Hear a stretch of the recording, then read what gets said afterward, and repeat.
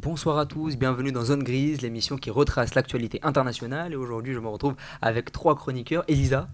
Bonsoir Elisa, comment ça va? Ça va très bien et toi? Ça va super, merci. Tristan, toujours là. Toujours fidèle au poste. Toujours là. L'incontournable Tristan. Et Salomé. Salut, Comment ça va ça Salomé? va et toi? Ça va super. Alors aujourd'hui, on va parler évidemment d'une actualité internationale qui est encore très riche avec ce qui se passe du côté du Moyen-Orient. On va tout d'abord parler de la situation qui est toujours plus délicate. Ce dimanche 15 mars, Donald Trump a appelé les alliés des États-Unis et la Chine à envoyer des navires de guerre dans le détroit d'Ormuz. Ce détroit concentre un cinquième du trafic mondial de pétrole et de gaz liquéfié. Depuis le début du conflit au Moyen-Orient le 28 février dernier, ce détroit est à l'arrêt, fragilisant l'économie mondiale. Le président américain semble donc en faire une priorité en souhaitant le sécuriser au plus vite. Donald Trump a notamment déclaré que l'OTAN risquerait un mauvais avenir en cas de non-intervention sur le détroit. Le dirigeant américain s'est déjà heurté aux refus japonais et australiens, tandis que les grandes puissances mondiales commencent à puiser dans leurs réserves stratégiques. Tristan, Mm. qu'est-ce que ça t'évoque, la situation au détroit d'Ormuz? Je dirais que, outre l'actualité internationale, la chose qui est très préoccupante, c'est surtout la situation pour de nombreux Français qui doivent aller travailler, ils doivent utiliser notamment leur voiture pour se rendre au travail. Quand tu remarques quand même que le prix, par exemple, quand tu vas à la pompe, ça peut monter jusqu'à 2,2 €, 2,1 € le litre. Si par exemple tu as une voiture qui consomme énormément, ça te revient hyper cher. Mais vraiment hyper cher. Moi, je sais que rapidement, lorsqu'il y a eu les événements, je suis allé mettre mon plein d'essence, comme ça j'étais tranquille.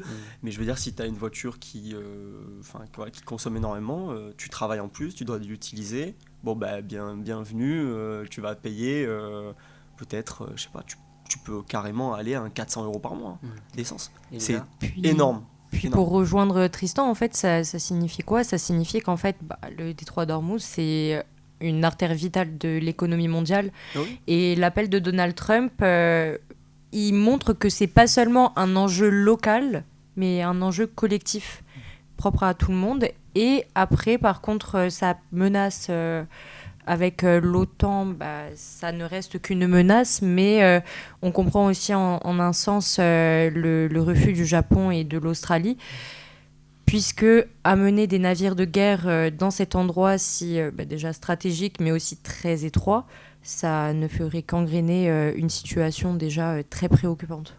C'est vrai Donc, que ce détroit compliqué. semble très stratégique aujourd'hui Mais extrêmement stratégique. et ça bouleverse l'équilibre mondial évidemment et on peut comprendre la volonté de Donald Trump de mettre la pression sur certains alliés. On passe maintenant au conflit entre les États-Unis et Israël face à l'Iran. Alors que la guerre au Moyen-Orient entre dans son 17e jour, l'armée israélienne a déclaré entreprendre une vague de frappe à grande échelle sur Téhéran et Beyrouth dès ce lundi. Ces annonces font suite au lancement de plusieurs opérations terrestres au sud du Liban contre le Hezbollah. Face aux attaques terrestres entamées par Israël, l'Iran a réagi en menaçant de cibler les infrastructures régionales de la chaîne Iran International basée à Londres. Le régime iranien accuse notamment cette chaîne de fabriquer de faux récits et de servir la propagande occidentale. Après que le conflit ait pris racine par voie aérienne, ce dernier semble s'enliser sous différentes formes, laissant planer la perspective d'un embrasement plus violent. On voit, Tristan, qu'il y a une différence finalement dans le conflit. Dans un premier temps, ça s'est matérialisé par les voies aériennes, et puis là, on voit vraiment que c'est très différent. Il y a une volonté de faire de la propagande avec l'Iran qui souhaite faire en sorte de ne pas émettre avec cette chaîne qui est basée à Londres. Iran International, c'est basé à Londres, et donc il y a une volonté de laisser la propagande occidentale loin des affaires iraniennes. Qu'est-ce que tu penses du fait que le conflit se matérialise différemment aujourd'hui? Alors moi surtout le truc que je trouve absolument fou, c'est que tu te rends compte que ça se matérialise encore plus avec ce prolongement du conflit.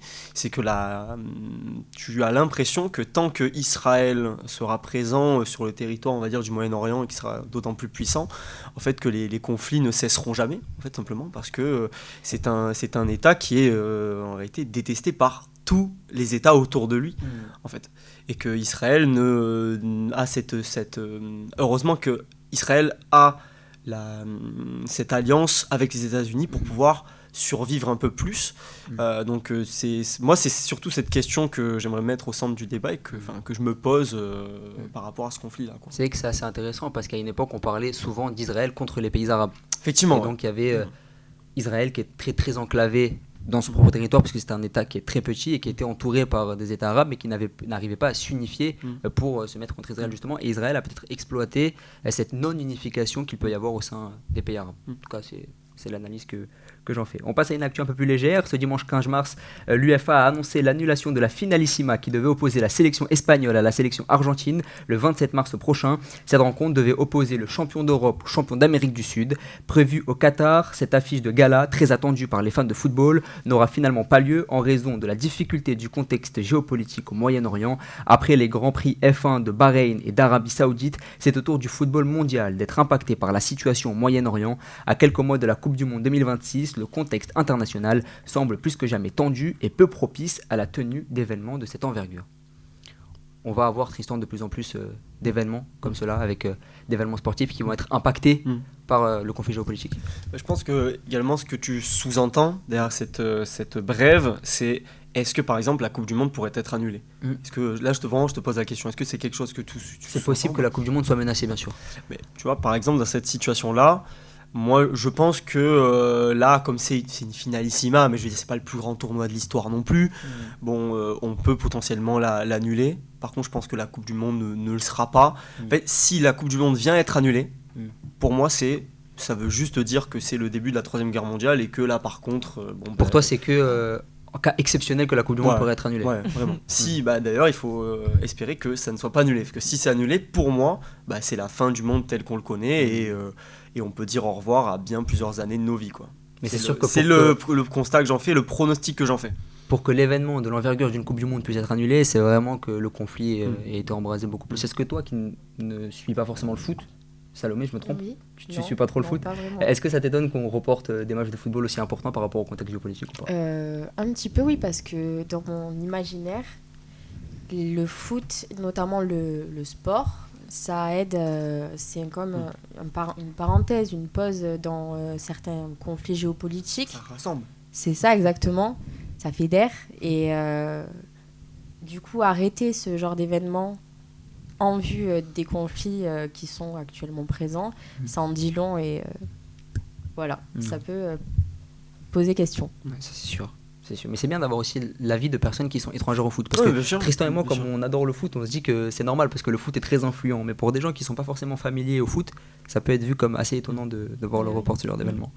On conclut maintenant ces brèves en Afrique où une décision judiciaire historique a été rendue au Sénégal. Le 11 mars dernier, l'Assemblée nationale sénégalaise a voté une loi qui double les peines à l'encontre des personnes homosexuelles. Elles seront désormais punies à 10 ans de prison contre 5 avant la promulgation du texte. En février dernier, l'arrestation de 12 hommes accusés d'homosexualité avait relancé les débats sur les droits des personnes LGBT dans ce pays à majorité musulman. Après avoir été adoptée par l'Assemblée nationale du pays, la loi doit encore être appliquée par le président Bassirou Diomaye Faye. L'ONU s'est alarmée du durcissement des mesures envers la communauté LGBTQ+, au Sénégal, en déplorant une décision profondément préoccupante. Elisa, tu as un commentaire par rapport à la situation ? Ah oui. Je trouve que c'est extrêmement inquiétant concernant les droits de l'homme, puisque on assiste à une criminalisation du simple fait d'être et d'exister. Je trouve ça affreux, à titre personnel. Et en fait, c'est surtout la question qui se pose, c'est à quel point faut-il accepter les mœurs, la religion, la culture finalement, au point où certaines personnes risquent leur propre vie parce qu'elles existent et elles sont ce qu'elles sont. Donc après, avoir évidemment la réaction plutôt s'il y aura une acceptation politique de la part du président du Sénégal face à cette législation, mais c'est très inquiétant concernant les droits de l'homme et on voit un recul finalement, un recul dans un monde où justement en Occident on nous tape sur les doigts en disant qu'on n'avance pas assez et on voit que par exemple au Sénégal, eh bien, on fait un grand pas en arrière. L'ONU s'alarme sur les droits de l'homme, sur un principe humaniste qui n'est pas forcément idéologique. L'ONU est vraiment... Les droits de l'homme, c'est propre, c'est pour tout le monde. Mais c'est vrai que c'est accepté et obligatoire en Europe, mais après je n'en sais rien sur le continent africain, mais avoir ça... Encore une fois, on voit les limites de l'ONU. On en a discuté à plusieurs reprises dans les podcasts, mais encore une fois, on peut voir qu'ici, il y a des limites et qu'elles pourront pas toujours...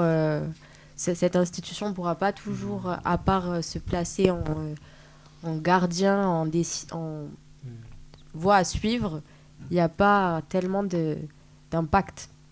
Mais l'ONU a peut-être cette vision occidentale qui n'est pas partagée dans d'autres régions du monde aussi. C'est peut-être des mentalités qui sont... Oui, aussi. différentes. Et est-ce que c'est pas le fait que ce soit l'ONU, justement, qui le dise, qui qui va faire reculer certains pays ou qui va les rendre réfractaires, puisque c'est une voie portée par l'Occident. Bon, c'est tout un débat. Ce qui est anormal. Hein, mais... Oui. C'est tout un débat en tout cas. On va maintenant passer aux chroniques et en évoquant le temps long, tout d'abord avec Tristan qui va nous parler de l'actualité de la Guinée équatoriale, de son histoire aussi. C'est avec toi Tristan, le voyage en Guinée équatoriale. Effectivement, d'habitude, comme tu le sais très bien, j'ai tendance à aller sur on va dire des chroniques plutôt basées sur l'Amérique latine ou l'Espagne dernièrement. Et je me suis dit, j'avais envie de changer de continent. Et en fait, je me suis dit que j'allais trouver un lien entre l'Espagne et la Guinée équatoriale. Bon, en fait, il y en a un qui est tout simple, simplement parce que c'est une ancienne colonie espagnole, la Guinée équatoriale. Peu de monde vont, enfin, à part ceux qui sont calés en histoire ou en géographie, mais il y a peu de monde qui le savent, et en réalité la Guinée équatoriale fait partie de ces colonies ou de ces anciens protectorats de l'Empire espagnol, avec notamment des territoires comme le Sahara espagnol, qui est actuellement le Sahara occidental, ou le Maroc, tout dépend de quel côté on se situe, également tout comme le Rif espagnol, Melilla, Ceuta, les îles Canaries, bon, ça faisait partie de ces territoires affiliés à la couronne espagnole, enfin affiliés à l'empire colonial espagnol. Donc ce qui est intéressant avec la Guinée équatoriale, c'est que déjà c'est un territoire qui possède une géographie assez particulière dans la manière dont elle est agencée actuellement.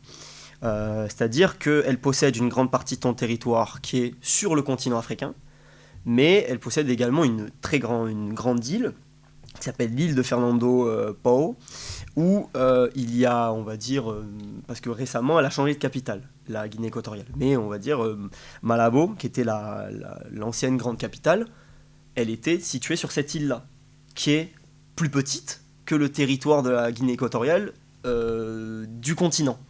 Je ne sais pas si je m'exprime bien, je crois un peu mal. Mais donc déjà, c'était une particularité d'avoir un pays qui possède sa capitale administrative sur une île, et non pas sur son plus grand territoire, on va dire. C'est comme si en France, la capitale française était en Corse. Ça ferait plaisir à certains, mais je veux dire, en tout cas, c'est un choix qui serait plutôt étonnant. Et l'histoire de la Guinée équatoriale, elle est assez intéressante parce qu'elle a également oscillé entre plusieurs empires coloniaux. Il y a eu notamment un passage bref, mais il y a eu un passage de la France, un passage également des Portugais. C'est les Portugais qui ont découvert en premier les territoires de l'actuelle Guinée équatoriale.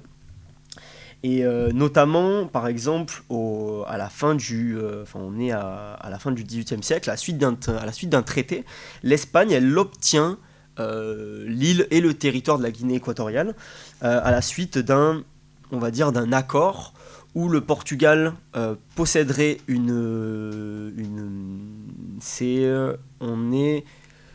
la colonie de Sacramento, c'est au sud du Brésil, pour, on va dire, agrandir son territoire, qui était à cette époque-là le Brésil un peu portugais, tout, etc., etc. Et en échange, lui, l'Espagne, pourrait commercer sur les côtes guinéennes, dans le golfe de Guinée, pourrait commercer plus facilement et aurait du coup la possession de ce territoire. Donc là, je vous donne quelques petits faits historiques par-ci par-là, que vous puissiez un peu comprendre certains faits historiques de la Guinée équatoriale. On a également, par exemple, au début du 19e siècle, il y a une présence britannique aussi. L'Espagne, elle permet à la couronne britannique de posséder certaines terres de la Guinée équatoriale, de commercer, etc., etc., dans la zone. Notamment en 1839, comme les Britanniques sont plutôt quand même bien installés, qu'ils ont des comptoirs, etc., etc., le Premier ministre britannique il soumet une offre d'achat de l'île à l'Espagne, mais qui a été refusée. Et de ce fait, l'Espagne, elle va intensifier sa présence en Guinée pour éviter que d'autres pays augmentent leur influence. Par exemple, lors de la Première Guerre mondiale, l'Espagne est neutre, la Guinée équatoriale, logiquement, l'est également, mais par exemple, l'Espagne va envoyer des troupes en Guinée équatoriale pour délimiter le territoire et pour faire de la dissuasion et de la protection de ses frontières. Ce n'est qu'en 1968 que la Guinée équatoriale est indépendante. 1968 seulement, c'était il n'y a pas si longtemps en réalité. Ça faisait bien longtemps que l'Espagne avait perdu ses colonies en Amérique du Sud, mais à cette époque-là, elle possédait encore des colonies sur le sol africain, donc c'est plutôt fou quand on y pense. Et sinon, récemment, c'est un pays qui est plutôt discret sur la scène internationale, la Guinée équatoriale, on n'entend pas forcément parler. Mais dans les dernières récentes actualités, il y a eu, malheureusement en 2024, il y a eu, je ne sais pas si ça vous dit quelque chose, l'affaire Balthazar Engonga. Non. Ça vous dit rien ? Non. Donc c'était en fait un scandale de mœurs, c'était un scandale sexuel en fait, qui avait explosé en Guinée équatoriale, qui avait fait le tour des réseaux, où en fait il y avait eu des vidéos de cet homme-là, qui était un politique, un membre de la famille présidentielle, etc., des proches politiques, qui étaient mis en scène, qui se mettaient en scène avec des femmes mariées, et qui étaient mariées à des hommes politiques en Guinée équatoriale. Donc ça avait fait le tour des réseaux sociaux, ça avait été un scandale absolument terrible. C'est un scandale qui malheureusement a mis la Guinée équatoriale sur le devant de la scène, pas de la meilleure des manières, on s'entend bien. Et par contre, là, tout récemment, tout début 2026, on a appris que la Guinée équatoriale a changé de capitale. Donc sa capitale avant c'était Malabo, qui était sur l'île Fernando Poo, et elle a été officiellement déplacée sur le continent à la Ciudad de La Paz. Tout simplement pour répondre à une croissance urbaine. Comme Malabo était la capitale, elle était sur une île, mais un territoire logiquement plus petit. Et comme il y avait de plus en plus de personnes qui venaient dans la capitale pour chercher du boulot ou ce genre de choses, etc., démarrer une nouvelle vie, pour répondre à une croissance urbaine, sur une île, après, t'as plus de place. Donc, le gouvernement a décidé, l'État a décidé de changer de capitale et aller sur le continent, là où il y aurait plus de place. Donc ça répondait tout simplement à une logique, question pratique, à une logique, simplement une logique de place, une logique géographique, etc. Voilà, j'espère que vous avez pu en apprendre un peu plus sur la Guinée équatoriale. C'est sûr. Merci Tristan. En tout cas, dans tes recherches, est-ce que tu as vu un peu quel était l'impact encore de l'Espagne ? Est-ce qu'aujourd'hui la trace de l'Espagne est encore présente en Guinée équatoriale ou est-ce que c'est totalement passé Alors, en fait, tout dépend ce qu'on entend trace de l'Espagne. On va dire la des langue, traces. par exemple, oui, la bien langue, sûr. La culture. En fait, par exemple, je ne saurais pas te répondre pour tout ce qui est peut-être des questions de partenariat, etc. Ça, j'ai pas assez regardé. J'ai pas assez poussé mes recherches, même si je pense qu'il doit y en avoir. Mais notamment, par contre, pour la langue, ça, c'est un facteur, c'est indéniable. Le portugais est quand même pas mal parlé, dû à l'influence portugaise et aussi que pas très loin de la Guinée équatoriale, tu as l'île de Sao Tomé et Principe, qui est une île colonisée par les Portugais, donc il y a cette influence-là, mais l'espagnol est largement parlé, et c'est assez curieux, parce que du coup, c'est peut-être le seul pays d'Afrique qui a la langue espagnole comme langue majoritaire. Mais tu le vois même par exemple au foot, lors de la CAN. Les joueurs de la Guinée équatoriale, ils parlent espagnol. Ils parlent espagnol. Bien sûr. Et ils ont des noms à consonance espagnole. Effectivement. Oui, c'est pour ça que je te posais la question. Donc, oui, on a une influence espagnole qui est toujours présente. En tout cas, merci Tristan. On va maintenant filer sur la deuxième chronique avec Elisa, qui va nous emmener en ex-URSS avec un ballet très important, le Lac des Cygnes, qui était très important en URSS. Est-ce que tu peux nous détailler tout ça, Elisa ? Et oui, donc aujourd'hui, on va, pour cette fun fact historique, on va parler du ballet qui, en Union soviétique, signifiait une chose très précise. Quelqu'un venait de mourir au sommet de l'État. Et ce ballet, c'est le Lac des Cygnes, composé en 1877 par Tchaïkovski et interprété par l'institution culturelle la plus prestigieuse du pays, le ballet du Bolchoï. Et à première vue, rien de politique, une histoire romantique, le prince tombe amoureux d'Odette, princesse transformée en cygne par un sortilège, amour impossible, trahison, destin tragique, une musique grave, solennelle, immédiatement reconnaissable, mais en URSS, rien n'était jamais totalement neutre. Et pour comprendre, il faut rappeler un principe fondamental du système soviétique, le contrôle absolu de l'information. La télévision d'État, dépendante du pouvoir central, ne pouvait rien annoncer sans validation politique. Or, le secrétaire général du Parti communiste mourait. Il fallait d'abord sécuriser la succession avant toute communication publique. Et la solution, diffuser un spectacle long, prestigieux et politiquement inoffensif, et ainsi est né un code implicite. Alors, en novembre 1982, à la mort de Brejnev, la télévision soviétique interrompt ses programmes et diffuse le Lac des Cygnes en boucle pendant 24 heures avant toute annonce officielle. Même scénario en février 84 pour Andropov, puis en mars 85 pour Tchernenko, et à force de répétition, le message devient clair. Plus besoin de communiquer. Si les signes apparaissent en pleine journée, c'est que le chef est mort. Et dès lors, une question s'impose. Pourquoi utiliser un ballet comme outil politique ? D'abord, la stabilité visuelle. Montrer le Bolchoï, c'est montrer la grandeur culturelle soviétique. Et même en pleine crise, l'image projetée est celle de la maîtrise et de la continuité. Et ensuite, le gain de temps stratégique. Pendant que les téléspectateurs regardent les entrechats, les élites du parti négocient la transition du pouvoir. Et enfin, l'effet psychologique, le ballet crée une atmosphère solennelle, presque funèbre, sans qu'un mot ne soit prononcé. Et ce code atteint son apogée en août 1991, lors du putsch contre Mikhail Gorbatchev. Les conservateurs communistes diffusent à nouveau le Lac des Cygnes en continu pendant que les chars rentrent dans Moscou. Et cette fois, il ne s'agit pas d'un décès, mais d'une tentative de coup d'État. Et pourtant, le symbole fonctionne immédiatement. Si les cygnes dansent, le pouvoir vacille. Ironie de l'histoire, ce qui devait rassurer finit par inquiéter, puisque la musique de Tchaïkovski devient pour beaucoup un signal d'angoisse. Et la pratique disparaît avec la chute de l'Union soviétique en décembre 1991, mais le symbole, lui, reste. Il reste puissant, et encore aujourd'hui, dans l'imaginaire post-soviétique, le lac des cygnes demeure associé au moment de bascule politique. Preuve que parfois, en politique, le silence en dit bien plus que les discours. Belle chute, Elisa. Ouais.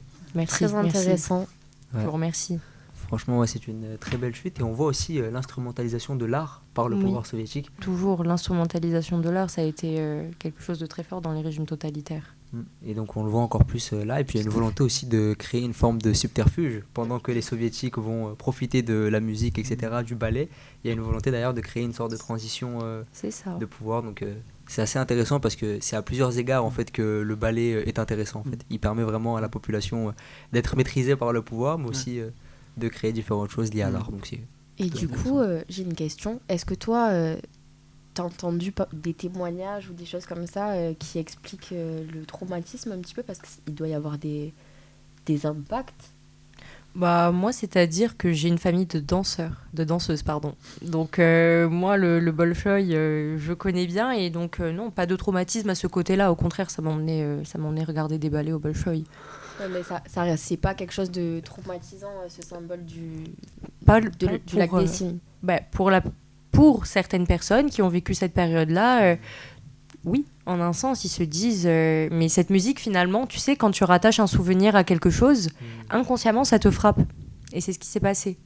Donc, par la suite, les gens, ils entendent du Tchaïkovski, bah, ils ne vont pas être aussi enjoués que certains. Mais je pense qu'inconsciemment, beaucoup de soviétiques ont dû faire le lien entre cette musique-là, qui est très agréable peut-être au premier abord, mais qui était profondément liée au régime soviétique. Donc c'était forcément quelque chose à connotation plutôt négative. C'est ça. Finalement. Donc c'est peut-être là où Salomé veut parler de traumatisme, je pense. Peut-être que c'était vu comme négatif, peut-être. Oui, c'était complètement ça la question. Oui. Du coup, on a répondu. Mais toi, t'avais ton ressenti personnel. Tu vois, c'est pour ça aussi. Donc voilà, c'est plutôt intéressant. On va passer maintenant à la dernière chronique avec Salomé qui va nous parler d'une population autochtone mexicaine qui a un rapport très spécifique au coca. Salomé. Exactement. Alors pour cette chronique, je vous emmène au Chiapas. Je ne sais pas si vous connaissez le Chiapas, c'est dans le sud du Mexique, à la frontière avec le Guatemala. C'est une région qui est très connue pour sa biodiversité et ses paysages. On peut retrouver notamment le Canyon del Sumidero, il y a les cascades d'Aguazul.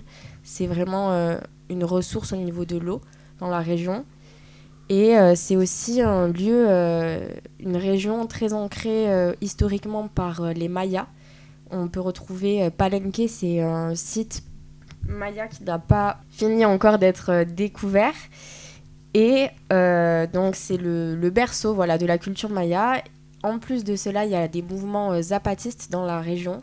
Donc pour ceux qui ne savent pas, c'est des mouvements d'indépendantistes qui vont venir faire une révolution, notamment pour rendre les terres aux paysans. C'est une région très très rurale et c'est ce qui m'emmène aujourd'hui jusqu'à San Juan de Chamula. C'est un village donc, qui est indépendantiste au Mexique, dans lequel je suis allée, et qui ont décidé de ne pas accepter les grandes chaînes dans leur village.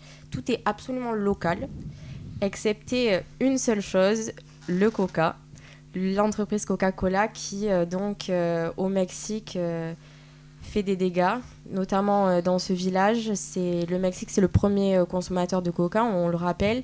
Environ 160 litres de coca par personne et par an sont consommés. Plus particulièrement à San Juan de Chamula, c'est encore pire, puisqu'on a jusqu'à 2 litres de coca par jour et par personne qui sont consommées, l'eau coûte plus cher que le coca là-bas. C'est un fait. Mais alors, pourquoi eux plus que les autres ? C'est une question que je me suis posée et ça s'explique en rentrant dans l'église de San Juan de Chamula, qui s'appelle San Juan Bautista. C'est une église particulière, très très particulière, puisqu'il est interdit de filmer à l'intérieur, interdit de prendre des photos, sous peine de prison. Et ça s'explique parce qu'il y a des sacrifices à l'intérieur. Des sacrifices de poulet. Mais pas que. Le coca, il est aussi utilisé dans la religion comme un instrument sacré.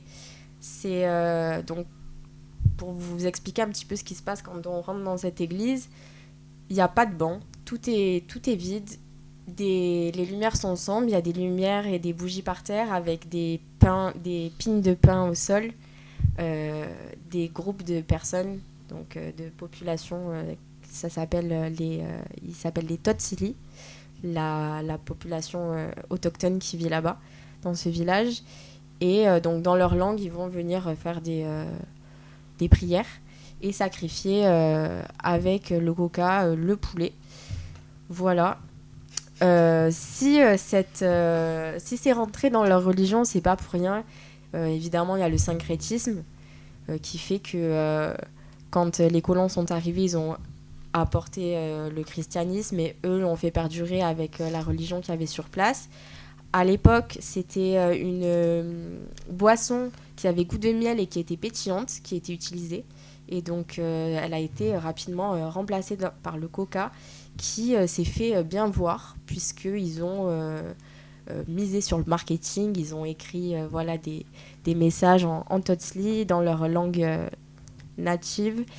Et donc, ça a permis d'intégrer le coca dans la culture, à tel point que quand quelqu'un décède là-bas, sur sa tombe, on met des bouteilles de coca.